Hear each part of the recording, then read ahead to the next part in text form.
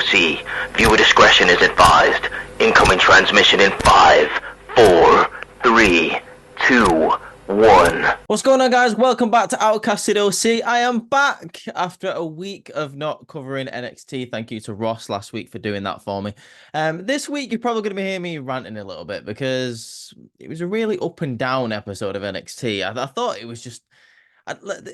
For me, the segments this week were better than the actual matches. I mean, it opened well and it closed well, but in between that was just like a hot mess. So let's just get straight into it. But before we do, if you like what I'm talking about and if you agree with what I say with NXT this week, make sure you like the video and subscribe to the channel. We have a hot opening this week where we have a semi-final match in the Dusty Tag Team Classic. We got Bron Breakker and Baron Corbin, a team that I've been very interested in for the past couple of weeks, just because obviously it's one of those teams where, like, can they get along? Will they get along? I like the little twists that they've got going on here, though, where they've kind of become an uneasy like partnership, but like also a friendship at the same time. Like they kind of realize that they're both a couple of douchebags, but they're willing to work together, and it looks like it's paying off. So it's Baron Corbin and Bron Breakker versus Nathan Frazer and Axiom, two people who are actually friends backstage.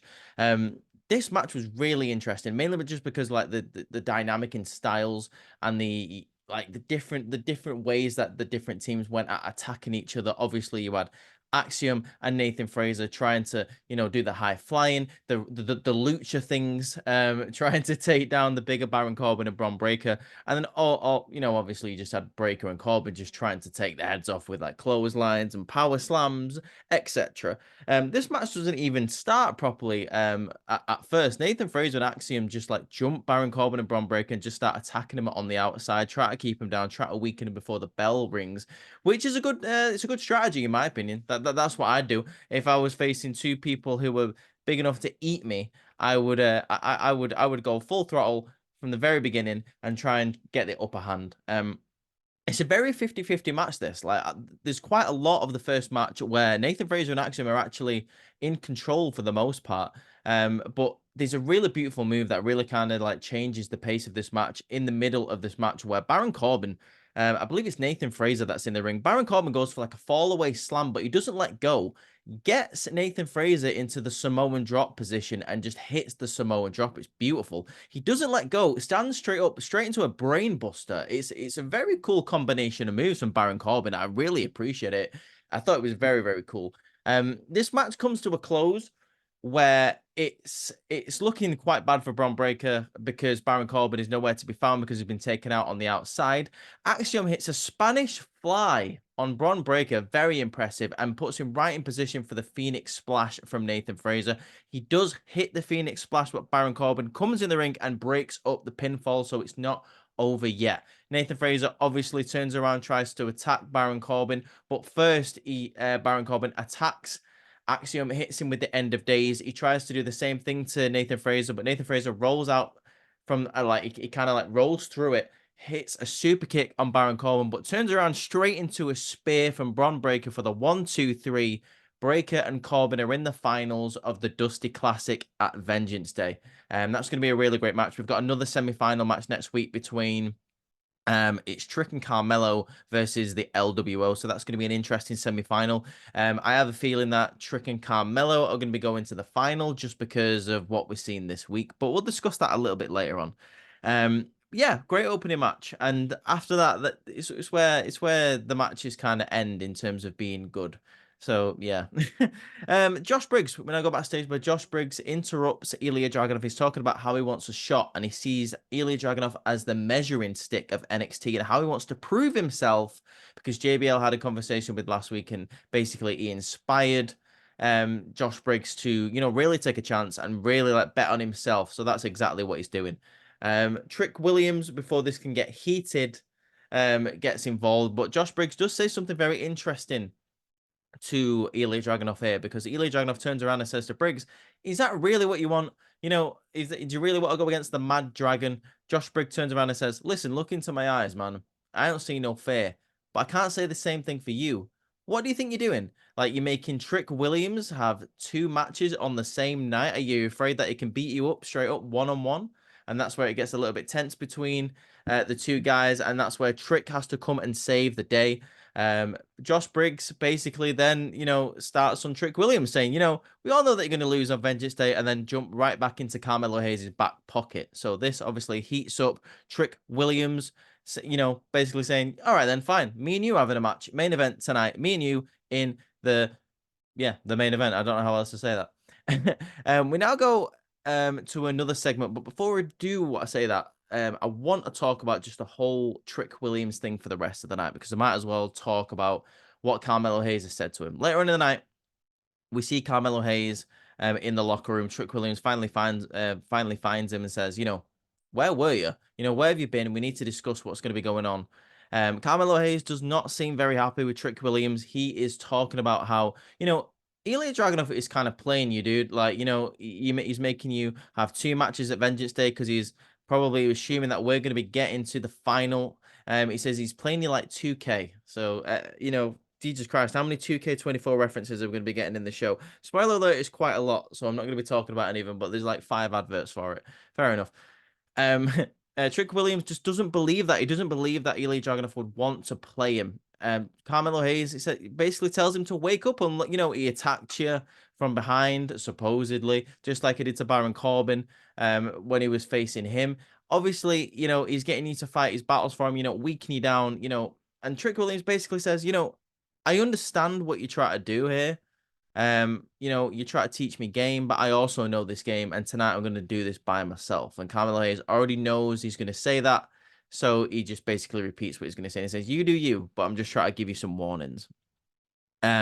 We stay backstage after the Josh Briggs segment where Ren Sinclair is nervous. Now, last week in the Battle Royal, she eliminated Lash Legend. She's the rookie of NXT, one of the latest rookies of NXT to join the brand, and she eliminated Lash Legend, which is a big deal, but she's very nervous and she doesn't know how to be herself. When Fallon Henley says, basically just be yourself, carry on doing what you're doing, and things will turn out just great for you. Maybe you can join my farm and help raise horses. Or she didn't really say that, but maybe that's where it's going.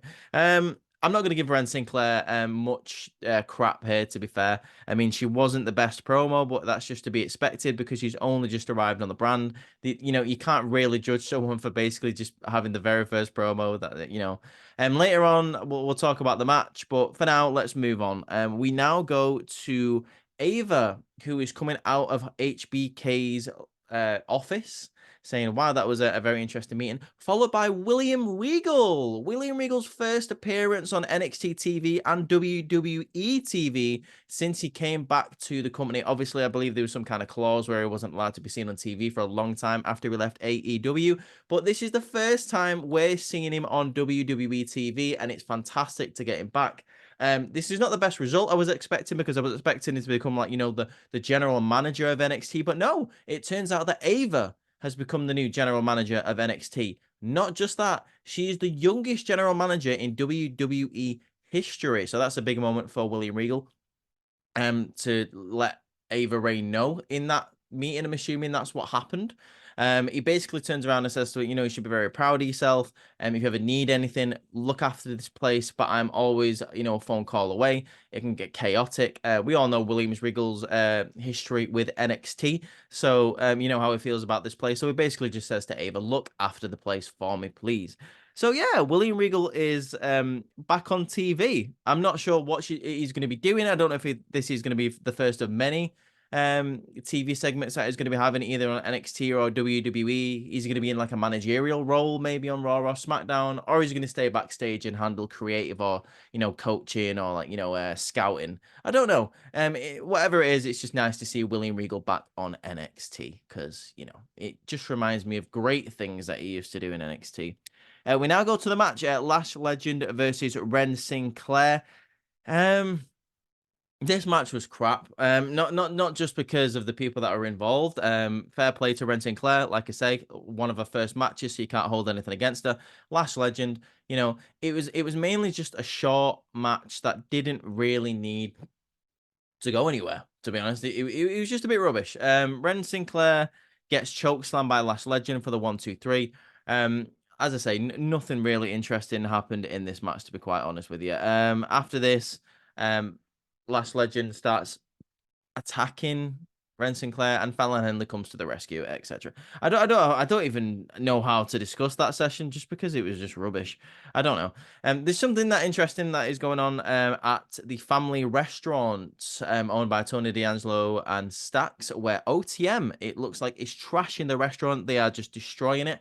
And they go to the head of the restaurant or the chef or whoever, saying, you know, call your owners and let them know that we're in town.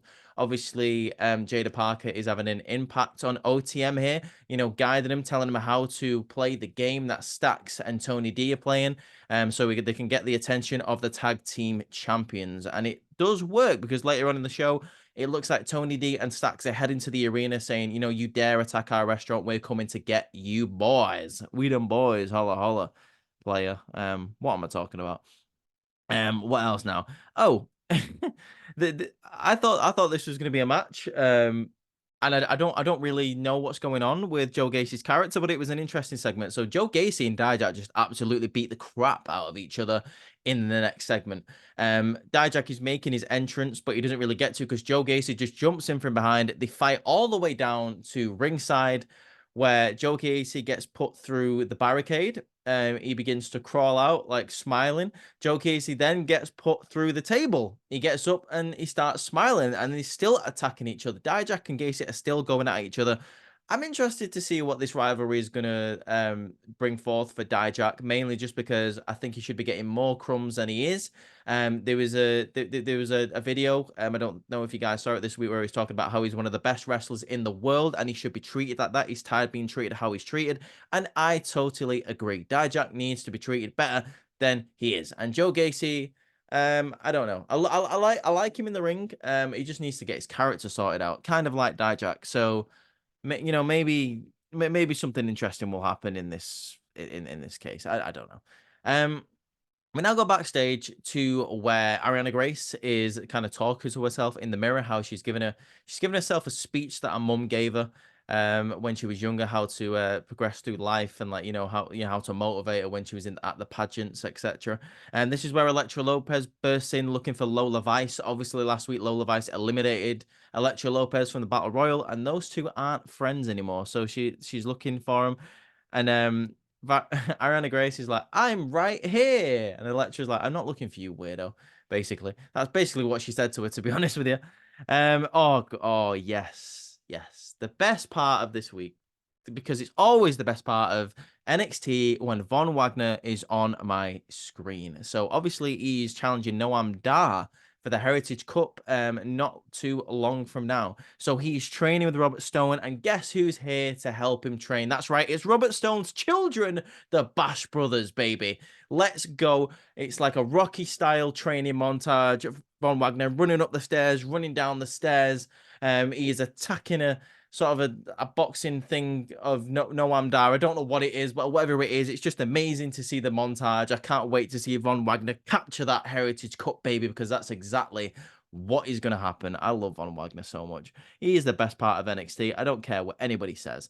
Speaking of the best parts of NXT, this is not it, because next we have Lexis King versus Trey Bearhill, a match that does not last very long, and I am very glad it doesn't, because Lexis King makes me want to turn over the channel because he has just been terrible. I gave him enough time to prove himself to me, and I hate him. I think he's rubbish. I'm sorry, guys. I can't stand Lexis King, and this match was boring. Fair play to Trey Bearhill. Like, that guy's intensity is crazy. He is a monster. Apparently he is got a friendship now with Eddie Thorpe. Eddie Thorpe is like kind of his mentor, even though Eddie Thorpe has only just showed up himself. So I don't know how much Eddie Thorpe could really teach him, seeing as though he's lost twice to Dijak and he's had his tree whipped. And that's not me like saying like an innuendo. He actually had his tree whipped by Dijak. An actual tree whipped with a belt by Dijak. This sounds weird how I'm saying it, but, like, you know, that's actually what happened. Lexis King wins. That's all I'm going to say about it. It was terrible. It was an awful match.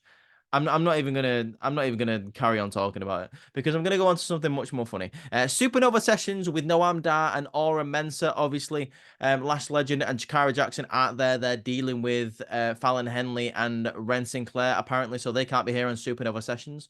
They say that Von Wagner is terrible, rubbish. He has no friends, and the only friends that he's got is Robert Stone's children and Robert Stone himself. He is never going to get his hands on the Heritage Cup, so he is happy to give him a Heritage Cup match because he knows that he will never beat him.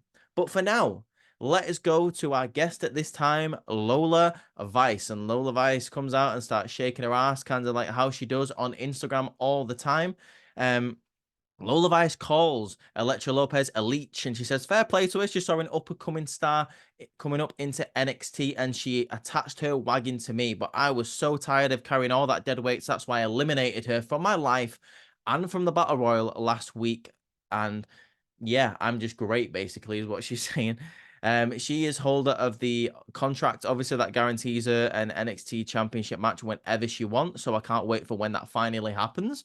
Like I said, she called Elektra Lopez a leech, but then Lopez comes out and just absolutely tears her apart and says, you know, you have no idea what you're doing in this business, Lola Vice. You know, one minute you're auditioning for a daytime movie, the next like you're shaking your ass all over Instagram. You said you had a really hard life and you had a really hard road to get here. All you do is like get clout on social media and you got the attention of WWE. I had to prove myself to WWE and to Santos Escobar and to Legado del Fantasma, and that's how I made my way into NXT, and that's how I've got my reputation, baby. She says she doesn't want to wait to Vengeance Day to face Lola Vice. She wants to do it right here, right now, and obviously just to pull apart Brawling Shoes because that always happens on a talk show in WWE. I don't know when that doesn't happen. You know what I mean? I'm looking forward to this match, Elektra Lopez versus Lola Vice. Obviously, they've been friends for a little bit. I'm not really too asked about that, but I'm quite a fan of both of them in the ring. I think Lola Vice is fantastic.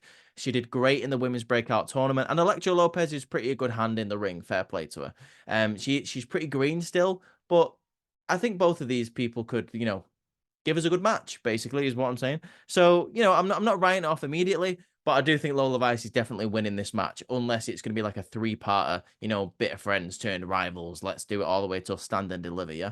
Let's just see. But I think Lola Vice is coming out with the victory. We now go to, oh God, no, just a really sad moment in NXT. Chase University is being shut down, guys. All the repo men are here. And they're shutting down Chase University. They're taking all the chairs. They're taking everything down from the wall. They're taking all the banners. They're taking the desks. Andre Chase is just absolutely devastated about the whole situation. All the students are leaving.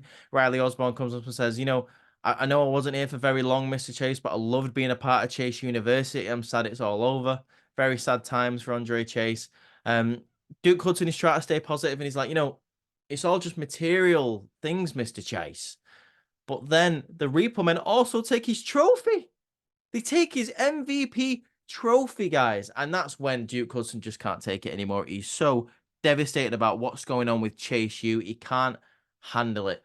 And Andre Chase, he doesn't know what to do anymore. How far have they fell? He has nothing left. And that's when the Repo Men come and take his podium. And he goes angry. He goes, get the hell off my podium, you son of a bitch. But it's not going to work. The Repo Men take the podium, and that is the end of Chase University. They go to walk out the door, and before he turns off the lights, Andre Chase turns to the empty room and says, class dismissed. And it was such a sad moment, guys. I don't care. If you didn't feel anything about this moment, then you have no heart and you do not like NXT. Do you even like wrestling if you don't like these kind of storylines? Hopefully Jacy Jane, whatever she's got planned with the rest of the women of Chase University, can pull something out of the hat, because we need a rabbit right now, guys. We need a rabbit. That rabbit needs to come out of that hat, and Chase University needs to be saved, goddammit. It needs to be saved. I don't know what I'm going to do without Chase University. It's going to be one of those things where it's like, NXT will never be the same if we don't have Chase University. But anyway, we've got to move on. We've got to continue. We can't dwell on these things, guys. We now go to a match between Dragon Lee and Scripps, which is it's okay. It's okay. It's a match that you would expect from these two. Obviously, like mega high flyers. You got Dragon Lee doing the good lucha things, and you've got Scripps, who was a trapeziist. He works in the circus, so obviously you know he can do the high flying. There's a really cool move here where he goes for like a tope suicida, Scripts, but he also just like kind of just lands on his feet. It looks amazing. It looks really cool.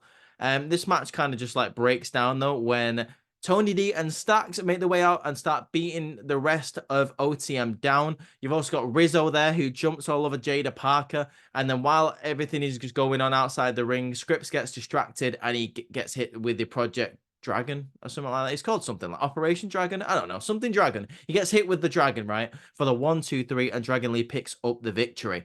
Obafemi was at ringside during this match. And after the match, he gets on the microphone and says, I have made my decision, Dragon Lee. And at NXT Vengeance Day, I will defend my North American Championship against you, essentially giving Dragon Lee his rematch.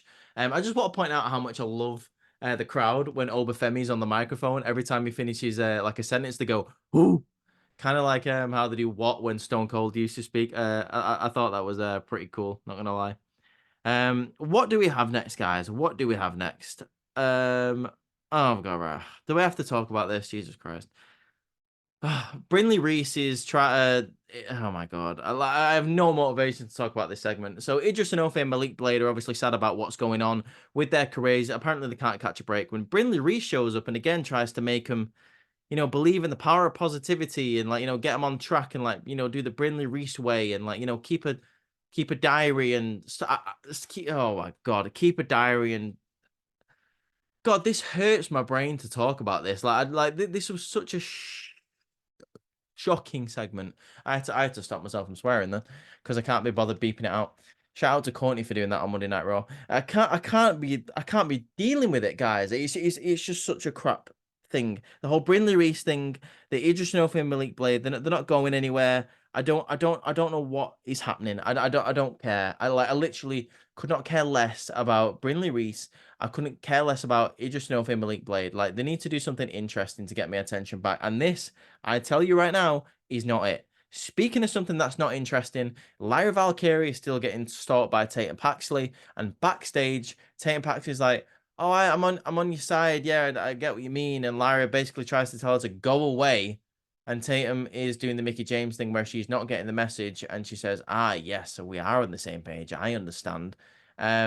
Spoiler alert, apparently not, because something happens later on tonight, which we will be talking about. God, see what I mean? Like the ending of NXT, guys, was so bad. See, we got Carmen Petrovic now versus Blair Davenport, which again is another boring match. A match that lasts, I don't know, about 5-6 minutes, and Blair Davenport picks up the obvious victory with the knockout blow. I have nothing else to say about this match. Blair Davenport is spinning her wheels, and Carmen Petrovic is doing absolutely nothing. So why should I be asked? We now go backstage again to Ridge Holland, basically saying he's going to be taking on the whole of Gallus by himself. He has no friends. He stepped away from the Brawling Brutes to prove himself and to get his redemption in NXT. So he had a great victory against Show Coffee last week. Obviously, he got jumped after that match. So it looks like he's going to have to deal with Gallus himself. Good for you, Ridge Holland. Do whatever you want. I don't know. Who cares? I want to see. I just want to see things from these guys, people. I don't know what else do you want me to say about NXT this week. It was just, it was a drudge getting through the last like hour. That's all I'm gonna say. The main event, even the main event with Josh Briggs versus Trick Williams, that was okay. You had Ilya Dragunov out there for no reason, pretty much, apart from to scout Trick Willie. Which I can understand why he's doing that, but there's a segment here where he is like trying to motivate Trick Williams, saying to get up. You know, basically you've got a championship match against me next week. You need to have more strength than this. Where he gets accidentally hit by Josh Briggs, that obviously takes out Ilya Dragunov and makes him mad. But hang on, guys, because Trick Williams gets Josh Briggs back into the ring. Ilya Dragunov gets up to try and attack Josh Briggs. He gets on the apron and Carmelo Hayes throws Ilya Dragunov off of the apron. This gets Trick Williams' attention because he obviously doesn't know what Carmelo Hayes is doing out there, first of all, and he's like, "Why are you attacking Ilya Dragunov?" He gets back in the ring. It looks like Josh Briggs is about to go for a choke slam, but Trick Williams is able to roll through for the 1-2-3. But Josh Briggs gets up immediately and hits a mega clothesline. The crowd boo him, and he gets out the ring and walks away. And they're calling him bitch ass Briggs. Oh, I quite like that. It's pretty funny. Trick Williams is very mad with Carmelo Hayes. He's standing in the ring like, "What are you doing?" Basically, Ilya Dragunov is trying to get in the ring, try to attack Carmelo Hayes because he's saying, "I'm done with you." Like, fair play to Ilya Dragunov. He feels like he's been dragged into this drama for absolutely no reason because Carmelo Hayes is insisting that it was Ilya Dragunov that attacked Trick Williams a couple of months ago now. We like carrying on this backstage. Carmelo Hayes is like, "What are you doing, man? Open your eyes." Ilya Dragunov is absolutely playing with you. He was clearly going to attack you before I got to him. Trick Williams doesn't seem to have any of it. Like, he looks very confused at the end of this segment. And now we get to the main event. And oh my god, like I don't like crapping on women's wrestling, guys. I don't like doing it. I love women's wrestling, but there's certain segments where it feels like when you just like no wrestlers are reading off of scripts or something. So this is nothing against women's wrestling. This is just a bad segment. This is what I'm trying to say. By the way, just what I said before we even get to this, by the way, I want to talk about how Carmelo Hayes and Trick Williams' thing has been going on for way too long. And if we don't see anything in the final of the goddamn Dusty Rhodes Classic at Vengeance Day, I don't know what's going to happen. Either cost him the title, Carmelo, or cost him the Dusty Cup or something, please. Jesus Christ. I want to get to the point where they're fighting at Stand and Deliver. I've been saying this for weeks now. But anyway, we get to the main event, and it is the contract signing for the NXT Women's Championship match at Vengeance Day. We have Lyra Valkyria and Roxanne Perez, and this was so like dreary to listen to. Like these two women really need to learn how to have some like charisma in the voice or something. I don't know what it was, but like especially Roxanne Perez. And I know I hate on Roxanne Perez a lot, but I just don't see it, guys. I don't see it. I don't see it in the ring. I don't see why she's so special in the ring. I don't see why she's so special on the microphone. I don't think she's very good on the microphone. I don't like this character change that she's had, where all of a sudden she used to be like like a happy baby face, like I'm just happy to be here, which for me works for her because she was small, she was plucky, like she had a bit of fight, she was the underdog basically, and now she's like, "Oh, I'm a badass," and she's like kind of jaded because like she lost the title without losing it, which is fair enough. But it just doesn't work for her character. She just comes across as mad all the time, and it just doesn't work for me because I just don't think she has the attitude. I don't think she has the gum-ho to like portray that character. Like people like Cora Jade can do that. People like Lola Vice can do that. But I don't think Roxanne Perez could do that. And I have a feeling they're going to be turning a heel, which I don't want to see. Lyra Valkyria felt very flat in this segment. They're basically talking about how they had parallel careers. Like the day Roxanne won the championship is the day that Lyra Valkyria debuted in NXT. And like, when Roxanne Perez dropped the ball, Lyra Valkyria picked it up, and now she's the main event player in NXT. Roxanne Perez turns around to her and basically says, everything's going well for you now, but when you lose to me, and you will lose, will you be able to deal with these fans booing you? Will you be able to deal with these fans, turning on you? Which is a pretty decent line from Roxanne Perez because obviously, some people have turned on her. Kind of like myself, but I was never really a massive fan anyway. But you do hear some spattering of boos in the crowd from Roxanne Perez when she comes out. But what I will say is it'll probably be a good match because Lyra Valkyria has great matches, and Roxanne Perez, like I said, she isn't bad in the ring. I just don't see what the big deal about her is in the ring. But I just thought this match, this segment was terrible. It ends the way I feel like I wanted to do to myself instead of listening to it. So Lyra Valkyria goes out of the ring after signing the contract. But basically, there's a really good line, by the way. Lyra Valkyria basically says, you may have been in front of me, and I may have I may be at the top now, but once you lose to me, You will always be behind me. Something like that. I thought that was pretty cool what she said.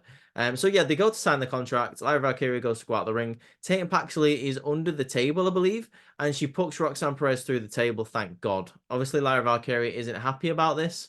So yeah, oh God, I'm so glad there was something else after this. I think it was after it or just before it because it was better, but it was still cringe. You had Thea Hale like gushing all over Riley Osborne because Lexis King was being a freak. Lexis King comes over to JC Jane and Thea Hale saying like, do you want a piece of this? Let me make it better for you guys because I chase you. And it was just like, ew. The last bit of NXT guys was just so bad. I don't know what the hell happened, to be honest with you. I don't know what I was watching. It was just it was horrible like last hour. Apart from the scripts and Dragon Lee segment and obviously the backstage segments, like NXT this week was rubbish. Like you had the tag team match at the start, which was very good. I enjoyed that. That probably should have been the main event in hindsight. But yeah, NXT guys just did not live up to my expectations, especially because it's like the week before the go home show for Vengeance Day. You'd think they would have put on a good show before the Royal Rumble as well, because I'm assuming that a couple of people from NXT are going to be in the Royal Rumble this year.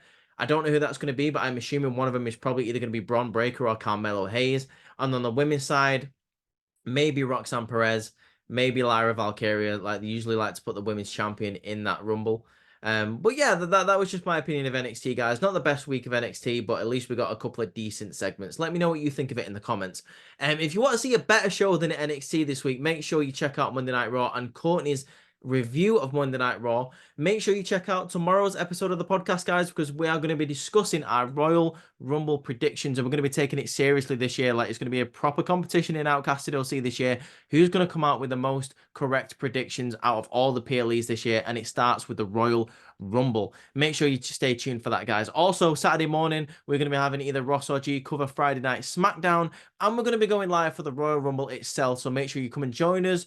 Watch that on YouTube or on Twitch. Guys, it's been an absolute pleasure covering NXT for you this week. It wasn't great watching it, but it was great talking about it with you guys, I suppose. But apart from that, I hope you have an amazing rest of your Wednesday and the rest of your week. Peace out.